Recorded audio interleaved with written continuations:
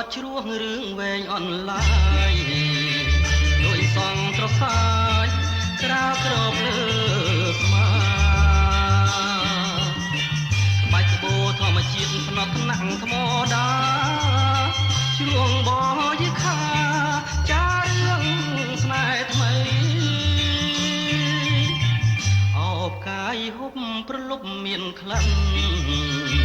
ខេត្តបបៃលិនគុណនារីថ្មីបងជាចៅចិត្តរែងត្បូងលៀងដីអូនបុតសាខៃបងឈោងមិនដល់មិត្តអ្នកជីត្បូងផ្ទះគ្រូអាណិតដឹងរឿងស្នេហ៍ពិនក្នុងភូមិកងវបើអូនទុកបងជាប្រងសំណងចិនអង្គុសលដល់ឲ្យបងហើយអរបាំខងោក្រមសោកបាត់គូ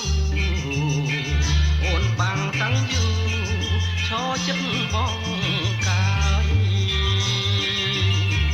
សូសៀងថ្មីថ្មីស្រីពោលឆ្លងឆ្លើយក្លិននៅចុកខ្នាយហុំបៃលិន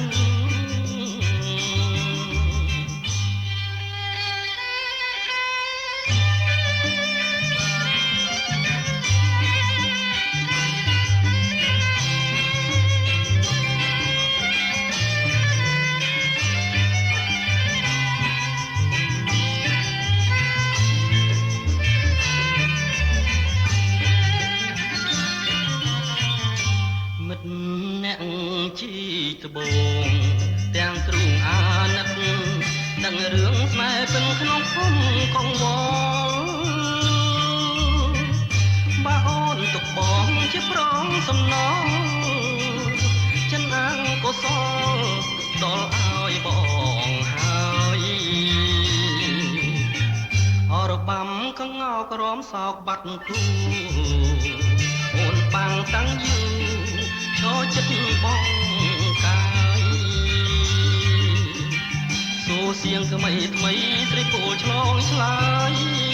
ក្លិននៅចុកខ្នាយយហុំបៃលិន